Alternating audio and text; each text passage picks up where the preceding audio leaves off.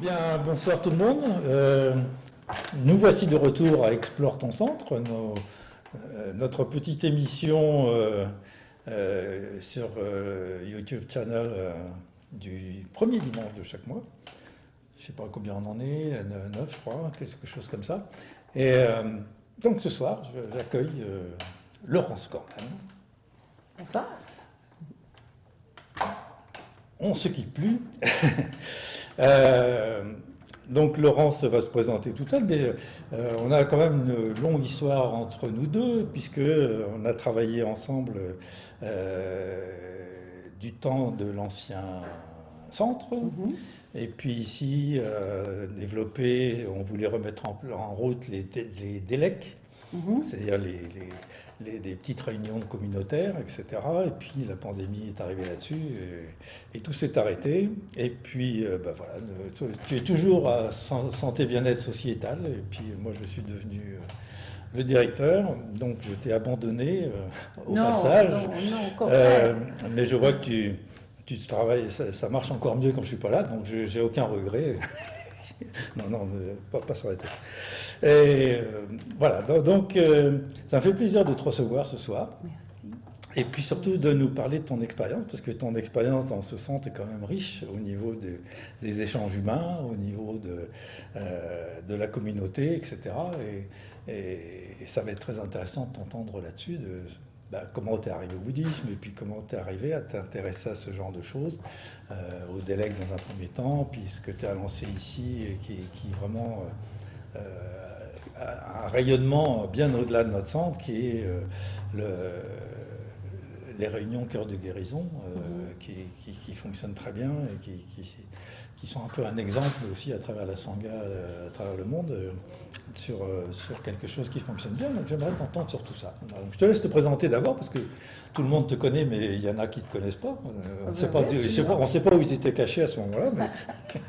Alors, je me présente, c'est Laurence Corman. Je fais maintenant partie du centre au-dessus de 15 ans maintenant. Je pense en 2007 que j'ai retrouvé le centre par l'entremise des livres de Pema Chodron qui m'ont tout de suite accroché. Je pense que je lisais une revue Shambhala quand j'ai vu en arrière qu'il y avait des centres Shambhala. J'étais vraiment pas au courant. Et qu'il y en avait un à Montréal. C'était comme wow! Donc je me suis précipitée. C'était l'ancien centre sur la rue Sainte-Catherine. L'autre. Il y a 3 centres. Et je me souviens, la première fois que je suis arrivée, j'ai vraiment eu une sensation comme quoi j'étais, comme on dit en anglais, I'm home. Que j'avais trouvé ma tribu, un groupe de personnes qui comprenaient les choses de la même façon que moi, qui comprenaient intimement que le problème n'était pas à l'extérieur dans l'environnement, mais qu'il était ici, situé entre nos 2 oreilles. Donc, ce fut une superbe belle découverte que je n'ai pas lâchée et que j'ai suivi avec intérêt avec des jeunes enfants au début, donc je ne pouvais pas m'impliquer énormément, mais maintenant que mes enfants sont plus âgés, j'ai un peu plus de temps, non seulement pour moi-même, pour approfondir ma pratique, mais aussi pour peut-être développer ou commencer à enseigner éventuellement, devenir un instructeur de méditation, pour faire rayonner le centre, parce que ce que j'ai reçu ici comme enseignement m'ont vraiment non seulement changé la vie, mais je dirais sauvé la vie. Profondément. Tu veux développer un peu? Ça, j'en profiter pour enregistrer. Vas-y, j'ai toujours été une personne extrêmement sensible et j'ai vécu avec énormément d'angoisse dans ma vie.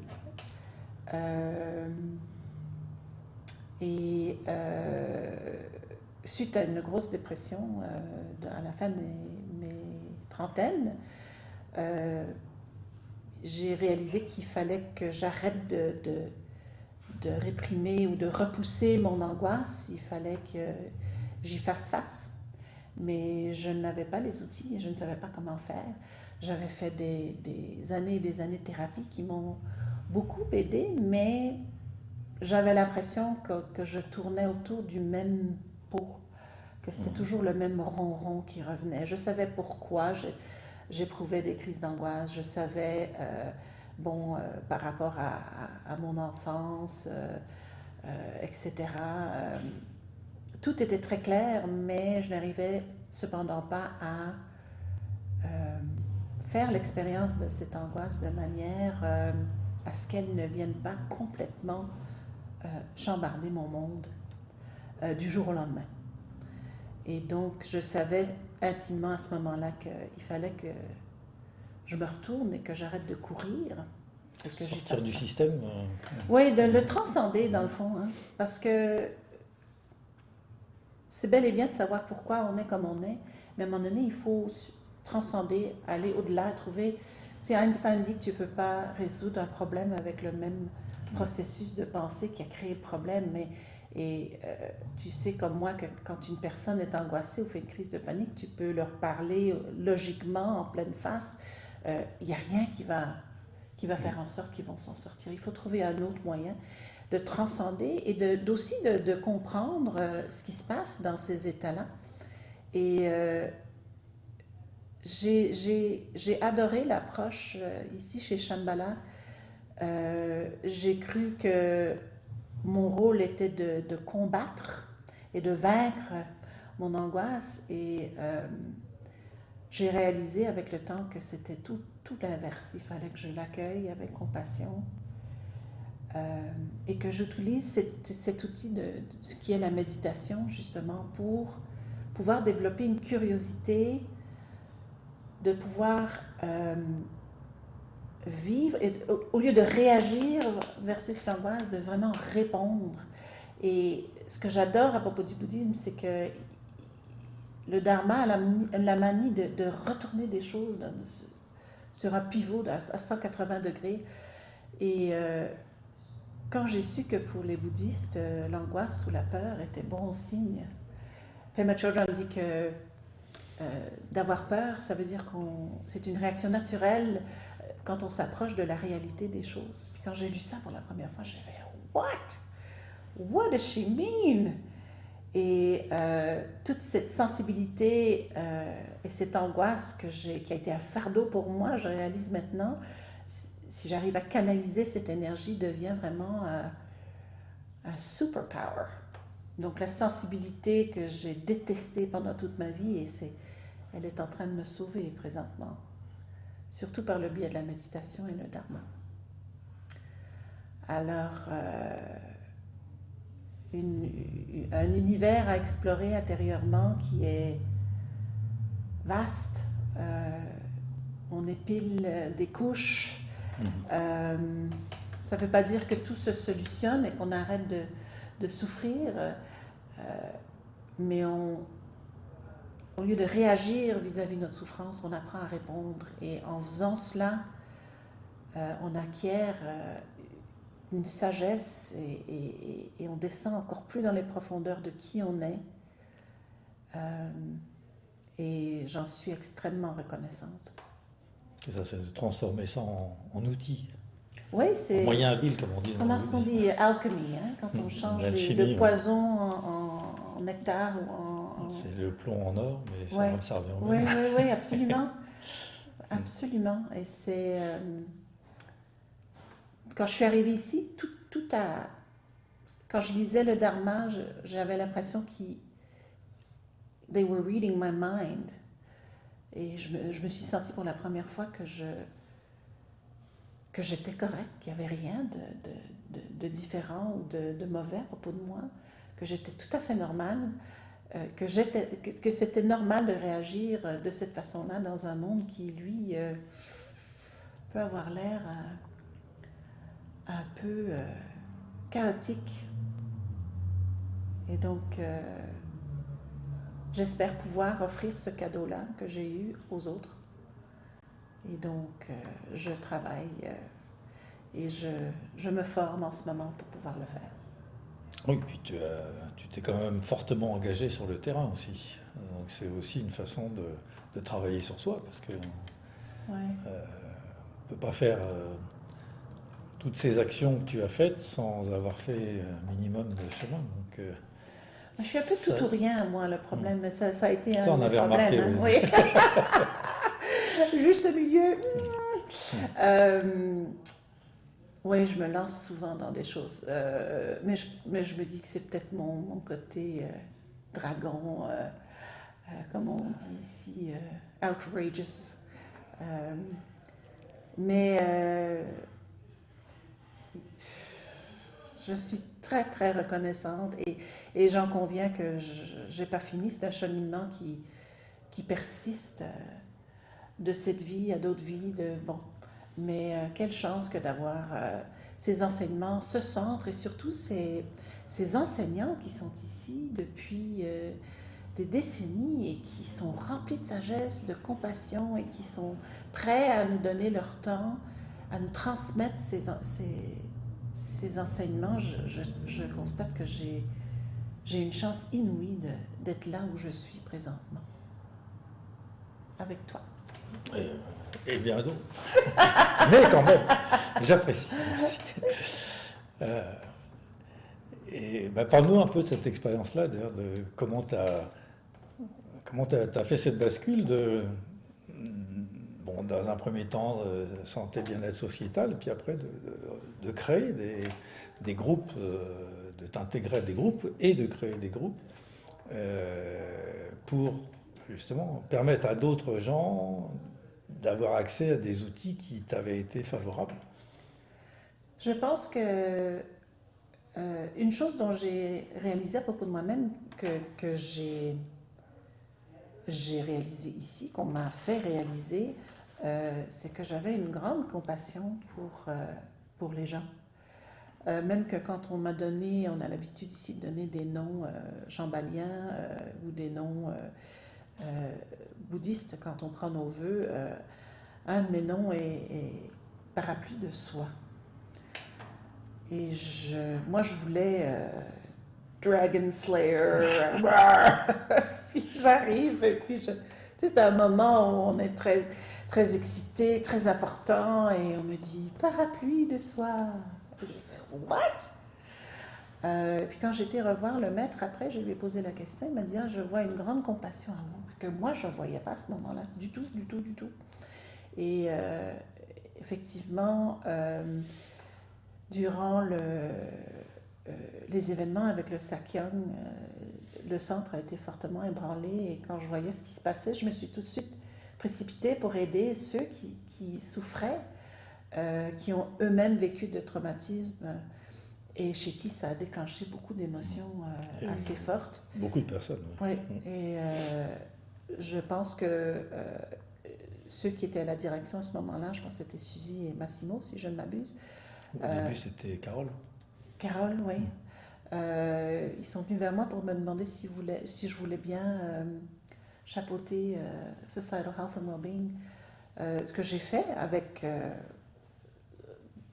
très, très, très humblement. Et ça m'a amené aussi à faire d'autres projets au sein de Shambhala, dont Heart of Recovery, Cœur de guérison. C'est un programme pour ceux et celles qui souffrent de dépendance, dont je m'inclus dans ce groupe-là. Et c'est vraiment intéressant parce que quand on parle de dépendance, on pourrait tous dire qu'on est dépendant de quelque chose. C'est quoi, 90% d'entre nous sont dépendants, le restant des 10% sont dans le déni. Sont des menteurs. Oui, oui, c'est ça. Alors, et quand on parle de la dépendance et de l'addiction, on parle vraiment le cœur de ce que c'est d'avoir un esprit qui désire et qui s'agrippe. Et on voit très, très, très clairement le processus de tout ce qui est l'esprit vis-à-vis cette illusion de vouloir substituer un moment pour un autre ou vouloir le changer en utilisant, en mangeant, en buvant, en allant faire du shopping, en se branchant sur les réseaux sociaux. C'est d'autant plus flagrant chez ce groupe de personnes qui, eux, réalisent qu'ils souffrent de cette dépendance et veulent faire quelque chose pour s'améliorer. Et on comprend très très vite que, comme l'angoisse, tout commence là. Et donc, on a commencé ce groupe-là il y a plus d'1 an. On se rencontre toutes les semaines. C'est ouvert à tous, même si vous n'êtes pas bouddhiste. On se réunit comme ça pour parler à propos du Dharma et aussi de faire des échanges par rapport à notre propre expérience vis-à-vis de nos dépendances. Et c'est very powerful, comment on dit ça en français? Puissant. C'est très puissant, oui. Ouais. Ouais. C'est très puissant. Alors voilà. Et puis, j'espère pouvoir continuer à m'impliquer. Ça a l'air bien parti, mais est-ce que ça a changé? Alors, ça, c'est une activité donc, au niveau de la communauté, qu'on appelle la Sangha, et au niveau du centre. Mais au niveau de ton cheminement personnel, de quelle manière ça a influencé la façon dont tu pratiques ou la façon dont tu pratiquais les enseignements?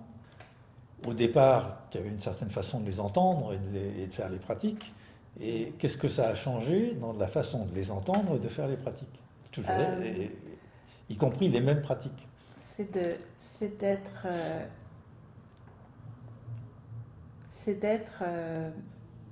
confiant dans notre vulnérabilité, qui n'est pas chose facile à faire, mais de développer une connexion avec des gens vis-à-vis notre authenticité.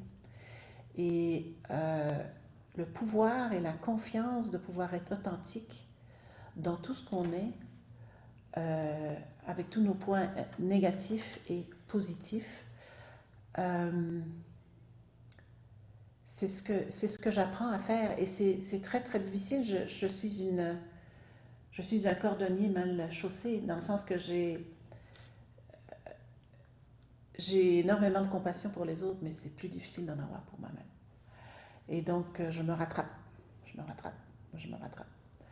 Et alors que quand je suis rentrée ici en me disant je vais obtenir un certain contrôle sur mon angoisse, sur ma façon d'être, je vais me changer parce que là je ne suis pas assez bonne.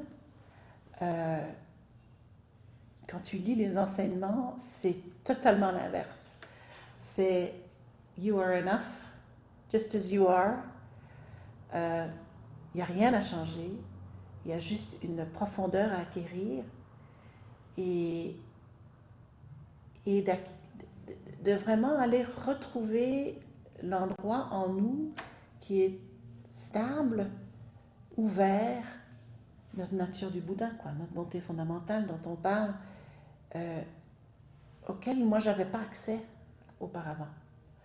Et avec l'outil de la méditation, le shamatha, j'arrive maintenant à retrouver cette place qui est toujours là, même si c'est le chaos à l'extérieur.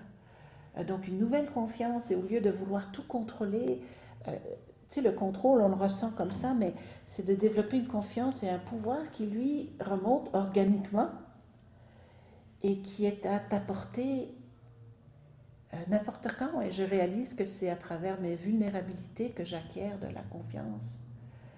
Et c'est un paradoxe, il y en a tellement dans le bouddhisme, c'est incroyable, parce que c'est enfin quand on commence à s'accepter qu'on voit qu'il y a un changement qui se fait, mais qui se fait tout seul, dans le fond, d'une façon non conceptuelle. Dans le fond, c'est une expérience qu'on est en train de faire. On est en train de se reconnecter avec le corps, d'apprendre comment ressentir. On ne nous a pas appris comment ressentir. Il y avait certaines émotions qui étaient bonnes, d'autres qui étaient mauvaises, et donc celles qu'on pouvait exprimer, d'autres qu'on ne pouvait pas. Et on était pris à nos propres à notre propre gré pour pouvoir essayer de trouver comment gérer toutes ces émotions. Et on ne nous a pas appris comment le faire. Donc, c'est de réapprendre tout ce mécanisme-là, de se reconnecter avec le corps et de retrouver une sagesse et une confiance et un pouvoir qui a toujours été là, comme un soleil caché en arrière des nuages. C'est-à-dire c'est pas tellement de rajouter des couches, Non, c'est les enlever. C'est de rajouter toutes les couches de la culture, etc. Et puis d'enlever pour retrouver notre nature propre. Oui, notre nature propre. C'est facile à dire. C'est facile à dire, mais c'est possible et je pense que ce qui est vraiment intéressant aussi à propos du bouddhisme, c'est qu'ils disent qu'on est déjà éveillé de toute façon et que nous vivons à tous les jours des petits moments d'éveil, mais on n'y porte pas attention. Et donc, c'est de sensibiliser les gens, de les conscientiser, puis de leur dire, ben, ça, c'est peut-être pas nécessaire. C'est un outil auquel il ne faut pas nécessairement se fier sur faire. Ça, ici, c'est plutôt un meilleur guide, quoi, un meilleur point de référence. Et c'est de faire tout ce cheminement. Hein. Je pense que c'est les aborigènes qui disent que le plus long trajet que tu vas faire, c'est celui entre la tête et le cœur. Et c'est ce qu'on est en train de faire. Et c'est pas facile. C'est pour ça qu'on s'appelle justement des guerriers, des guerrières. Je pense que Trungpa Rinpoche disait aux gens, vous êtes certains de vouloir vous embarquer là-dedans parce que ça ne va pas être facile. Vous allez faire face à des choses auxquelles vous ne voulez pas nécessairement faire face. Mais c'est correct, on va vous donner les outils pour ce faire. Et ce qu'on acquiert en échange est incroyable. Et ça, il y a des choses qu'on ne peut pas perdre, parce que ça nous permet ça nous rassure sans avoir à faire l'effort de cheminer. Puis quand on le ressent, quand on a fait l'expérience propre, c'est plus que la connaissance. En anglais, on dit embodiment. Je ne sais pas comment on dit en français. On l'intègre. Incarnation. Incarnation dans le corps. Et ça reste. Ça doit être transformé en chair, en fait. Ouais. Mot à mot. Oui, absolument. Absolument. Et c'est cette reconnexion-là qui est absolument incroyable. Quel cheminement, on dit qu'être astronaute, on va aller dans l'univers et que c'est tellement vaste, il y a tellement de choses à découvrir, mais c'est la même chose ici à l'intérieur de nous-mêmes. C'est incroyable, vraiment. Et quand je peux transmettre et parler à propos du bouddhisme à quelqu'un d'autre et que je vois qu'il y a comme un petit éveil dans leurs yeux et que tu comprends qu'ils comprennent parce qu'ils ont été là aussi, moi, ça me dépasse, cette connexion que de dire, oui, on se comprend, on a la même expérience. Et il y a une porte d'issue, il y a une façon de gérer et de vivre cette vie complètement imbuée de toutes ces énergies, que ce soit la joie, que ce soit la tristesse, la colère, l'angoisse, l'espoir, tout en même temps, dans un seul moment, dans le moment présent. Et c'est... Waouh! Quel cadeau! Et la suite? Transmission? Je dois continuer à étudier. J'ai encore beaucoup de chemin à faire. Bienvenue au club. Ouais. Je vais continuer avec mes études. Surtout si je veux enseigner, il va falloir que je me pousse à en savoir plus. Mais je pense que je suis aussi rendue à un point où je me sens un peu prise. J'aimerais aller un peu plus loin avec ce que je vis, mais les outils que j'ai peut-être ne sont... Donc... C'est-à-dire, tu sens le besoin de faire une pause et puis Non, non, au de contraire, restabiliser avant de repartir non, je sens que je dois au contraire? aller d'autant plus dans le Mahayana D'accord. et de poursuivre par la suite avec le Vajrayana à, à, à petits pas, mais tout ce que j'ai lu, tout ce que j'ai appris jusqu'à date s'est avéré vrai. Donc, je me dois de continuer, d'essayer d'aller jusqu'au bout. Est-ce qu'il y a un bout? Non, il n'y a pas de bout. Il n'y a pas de Ça, on le limite. saura. I'll tell you when I get there. Ah, ok.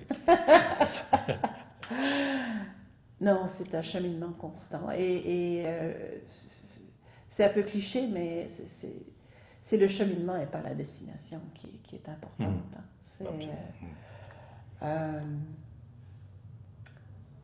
mais je pense que je suis prête à continuer, à aller plus loin, aller de plus en plus en profondeur, d'aller découvrir, de mieux comprendre moi-même et les autres et de rendre service aux autres aussi, de faire rayonner le centre à l'extérieur. Je commence à donner des cours de méditation dans un studio de yoga proche de chez nous. J'en donne aussi à mon travail pour des collègues qui s'intéressent, juste pour faire rayonner et pour partager ce que j'ai appris moi.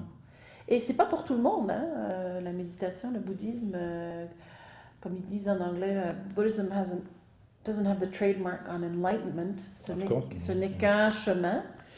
Celui qui marche pour moi, qui a marché pour moi, ça marchera peut-être pas pour vous, mais je trouve ça fascinant, ça me passionne. Bah, disons, le but est de cheminer, et puis on n'a pas tous effectivement les mêmes outils. Et par rapport à ça, par rapport à ce qui se passe, on va revenir un petit peu vers le centre. Alors le centre au sens du local, Oui. parce que l'autre centre, le nôtre, individuel et collectif, ça fait partie du jeu. Donc par rapport à ce merveilleux centre qu'on a ici, quels outils tu aimerais pouvoir développer ici, soit en modifiant ce qui existe déjà, soit en apportant des nouvelles idées ou des choses qui te semblent manquer, soit dans les enseignements, soit au niveau de la sangha, c'est-à-dire de la communauté, des activités communautaires, ou au niveau des pratiques, de l'ouverture au public, au niveau de la contemplation, des arts, etc., qui se développent un peu ici. Moi, je trouve C'est quoi ta vision là? Je trouve qu'on a tellement cheminé, surtout depuis les événements avec le Sakyong. Il y a tellement un effort qui se fait maintenant. Le centre est rempli de programmes. J'en reviens pas à quel point. Et c'est tout sur une base volontaire. Hein, c'est tout des gens qui font ça bénévolement, des gens qui s'impliquent.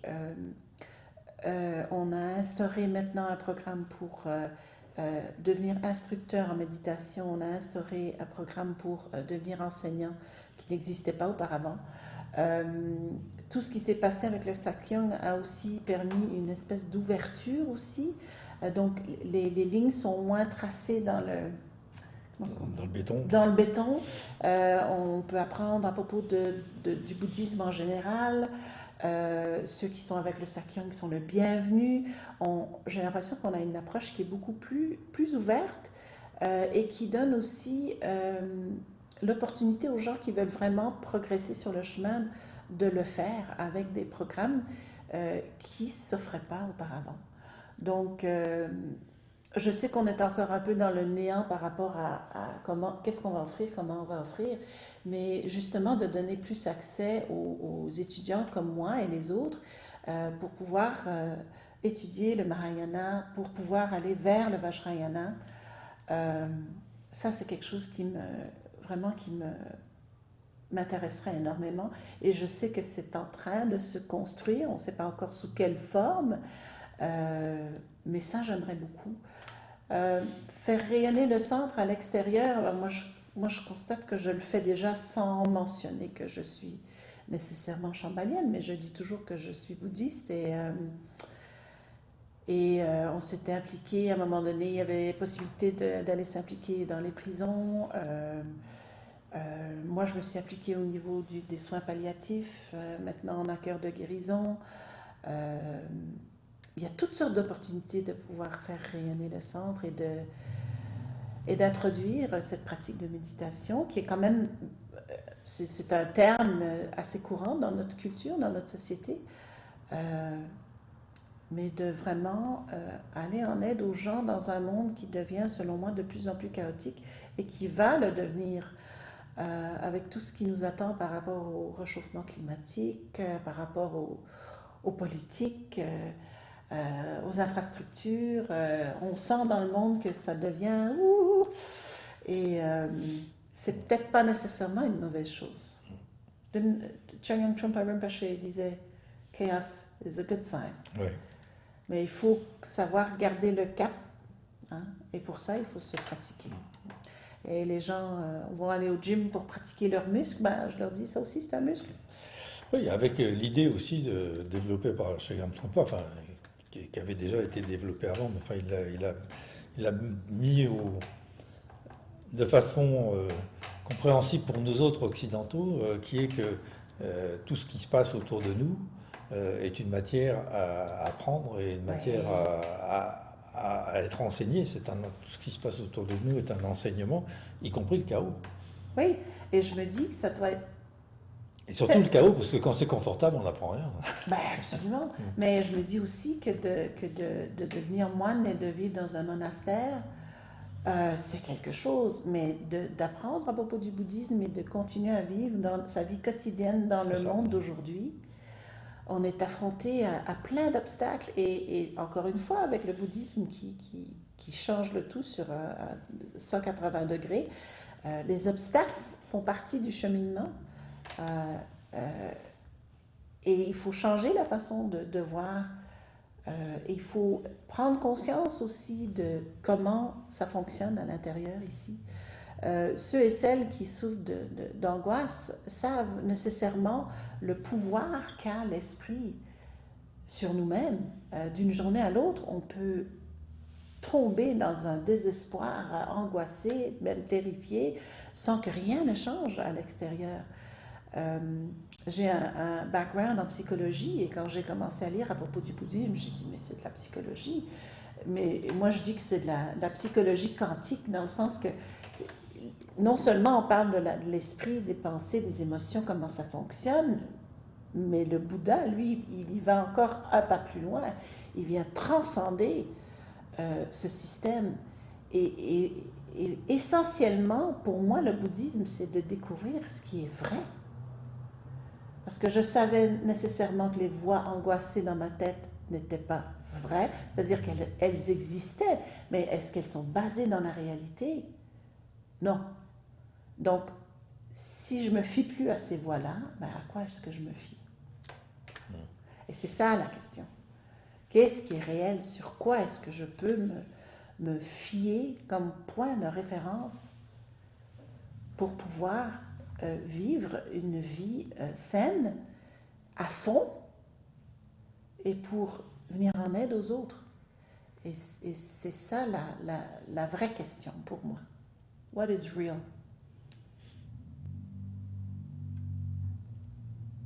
Il y a des gens qui ont écrit des livres entiers là-dessus. Non, je ne suis pas la première, je ne suis pas la dernière non plus à essayer Non, mais de trouver la réponse. Ça fait pas, c'est la vraie question, c'est ça que je voulais dire. Oui, absolument. Et si on avait la réponse, on ne serait pas là de toute façon. Non, mais je pense que la vie nous amène des situations et si on peut les voir comme opportunité d'apprendre, tu sais, au lieu de dire « Oh my God, pourquoi est-ce que ça m'arrive? C'est tellement terrible », de tourner l'affaire puis de dire « Bon, ben oui, qu'est-ce que cette situation est en train de... Essaye de me... Qu'est-ce que je peux apprendre de cette situation-là? » C'est ça. Et le cheminement se fait par petit pas. Des fois, on fait 2 pas en avant, 1 pas en arrière. Mais je vois qu'il y a un énorme changement en moi. j'ai la- j'ai comme l'impression que je me suis retrouvée après 54 ans, là, que je me suis vraiment retrouvée, là. Tu es revenu à la maison. Ouais, je suis revenue à je suis Comme tu revenue à la disais tout à maison. l'heure. Je suis revenue à la maison. Je suis revenue à la petite fille qui était pleine de curiosité, de créativité, d'énergie, d'authenticité, de curiosité, Ouais, C'est le parcours de l'alchimiste. Tu parlais d'alchimiste tout à ouais, l'heure. C'est le parcours de l'alchimiste de Coelho oui, qui fait le tour du monde pour revenir.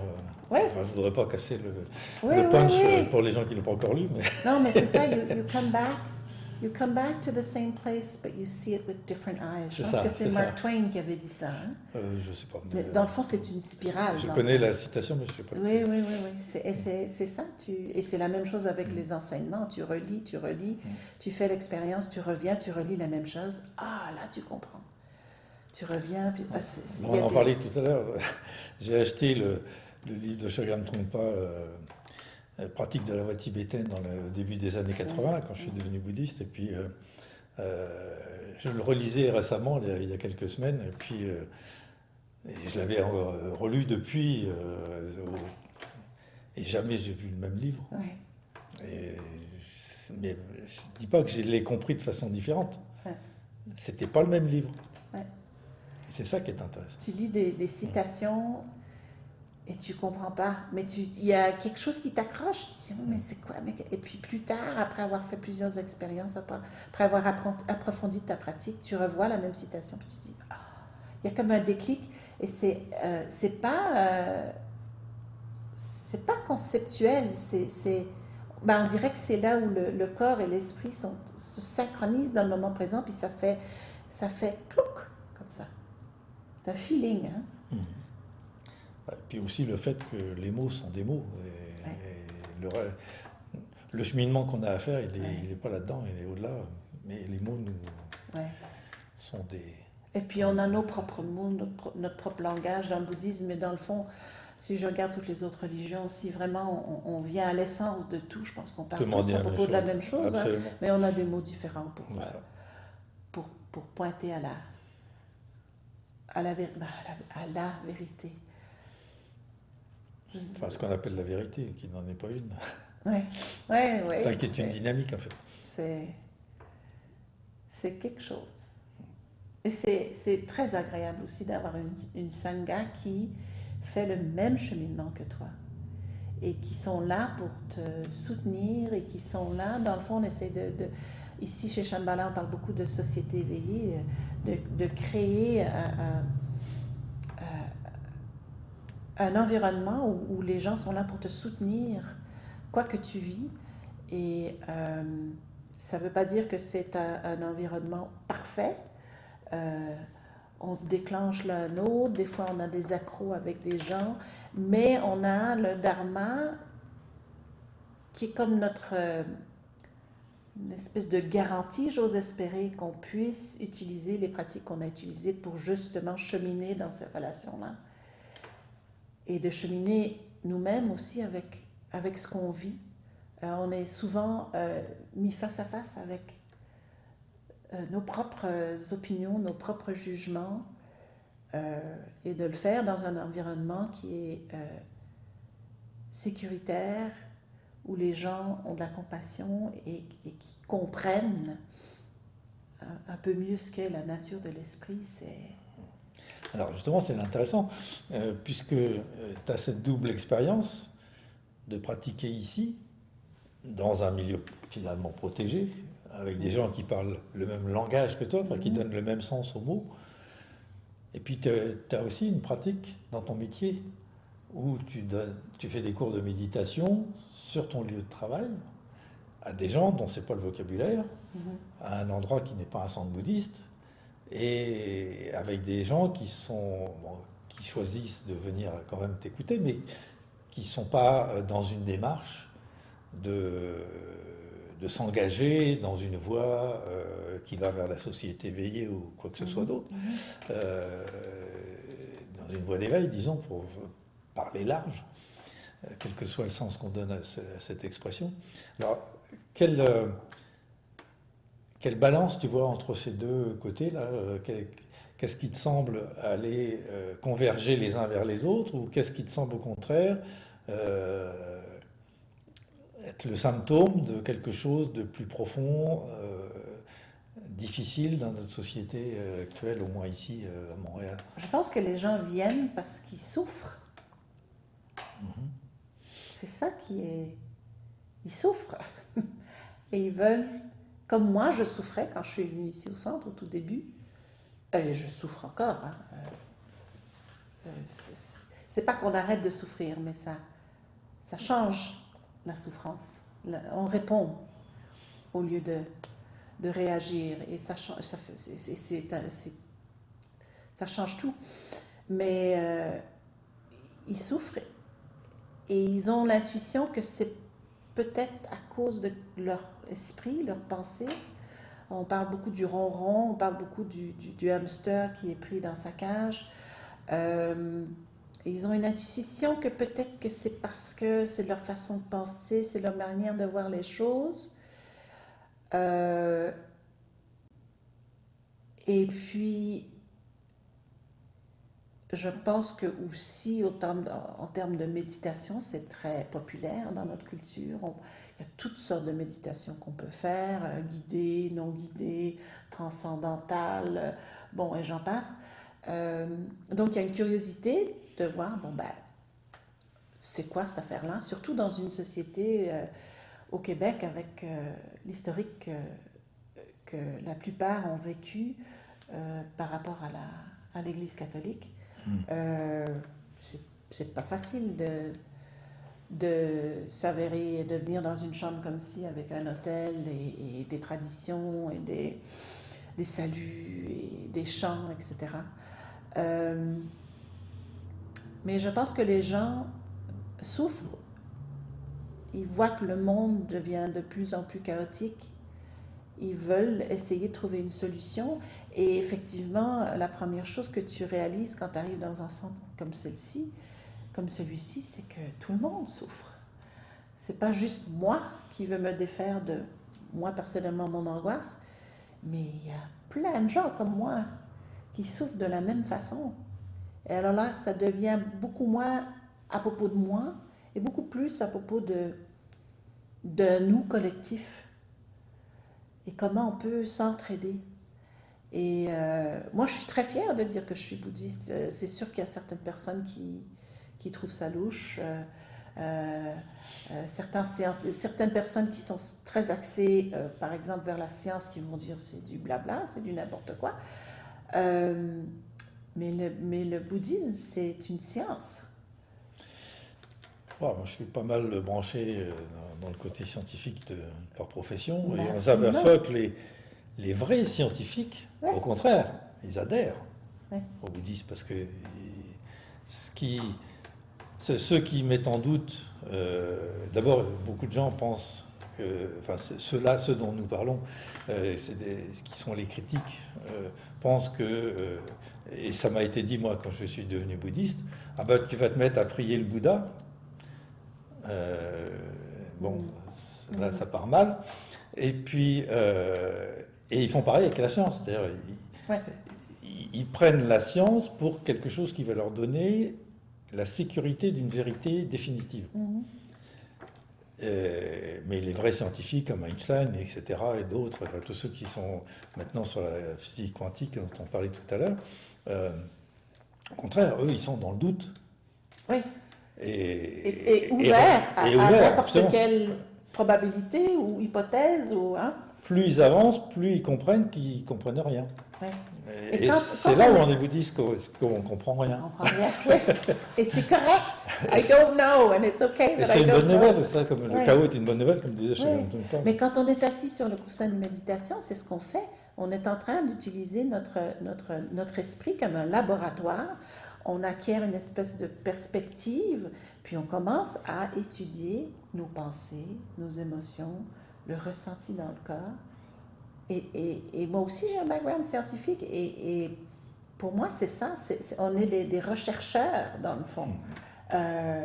et on expérimente. Bon, ben, qu'est-ce qui se passe si je fais ceci? Ah, tiens, qu'est-ce qui se passe si je fais cela? Ah, ok. Et le Bouddha, il a dit à ses étudiants, c'est pas du dogme, hein, il disait ne prenez pas pour acquis ce que je vous dis, c'est pas parce que je vous le dis que c'est vrai. Voici les outils, allez en faire l'expérience vous-même. Parce que c'est seulement en faisant l'expérience qu'on peut avoir une espèce de certitude ou de confiance. C'est pas parce que tu me le dis que c'est vrai, mais là, je l'ai vécu. Ah, là, je comprends, mais sur un tout autre C'est un chemin, c'est ça. Ouais. J'aime bien ton terme de laboratoire, parce que c'est pas l'étymologie, mais on peut le couper entre labeur et oratoire, Oui. prix et travail. C'est-à-dire que le travail sur le chemin, en fait, Ouais. c'est ça qui fait la prière, qui est plutôt la méditation, en fait. Répète encore, là-bas, Oratoire. oratoire. C'est l'oratoire. Oui, oui, oui, oui, oui, oui. C'est l'endroit où on prie. Waouh. Ora et labora. Donc, je te dis, c'est pas du tout de l'étymologie. Donc, il y a des étymologistes qui vont venir avec des pancartes manifester en disant que c'est pas ça, que je dis des conneries, ce qui n'est pas faux d'ailleurs, que je dis des conneries. Mais je trouve que ça illustre. Ouais. Je trouve que ça illustre bien de tripoter ce mot-là, de le disséquer. Oui, et puis tu as l'impression aussi, tu sais, après avoir étudié, j'ai fait une présentation sur l'angoisse. Bon, je parle toujours d'angoisse, là, mais c'est ce qui m'a apporté au centre, mais j'ai fait ma première crise d'angoisse quand j'avais 5 ans, j'étais en première année, et c'est quand j'ai réalisé qu'on allait tous mourir un jour. Et j'ai l'impression d'avoir j'ai l'impression d'avoir bouclé la boucle. Pas que j'ai terminé mes études, mais si j'avais été dans un environnement bouddhiste, on m'aurait dit « Hey, fantastique! Tu viens d'avoir un moment d'éveil, tu viens d'apprendre quelque chose. Là, il y a une peur qui s'installe et tu ne sais pas comment la gérer, mais on va t'aider. » Ça aurait été vu comme un événement positif, alors que dans notre société, on ne savait pas comment gérer ce stress. On ne peut même pas parler de la mort. Surtout un enfant de 5 ans. Écoute, et j'ai l'impression d'avoir d'avoir bouclé, c'est toujours de boucler, c'est des boucles, une autre boucle à boucler, une autre boucle à boucler. Et j'ai l'impression d'être vraiment là où je devrais être. Tous ces événements-là m'ont préparé pour être ici, là, maintenant, avec toi. Absolument. C'est cool, hein? On a bien fait d'être là. Hein? Chanceux!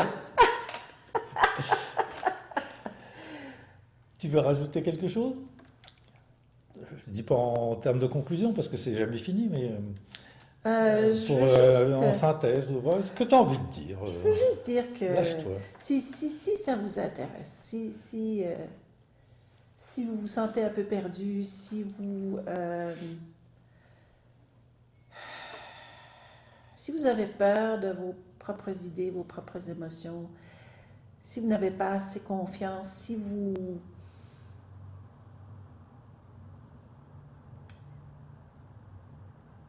vous voulez vous retrouver, là,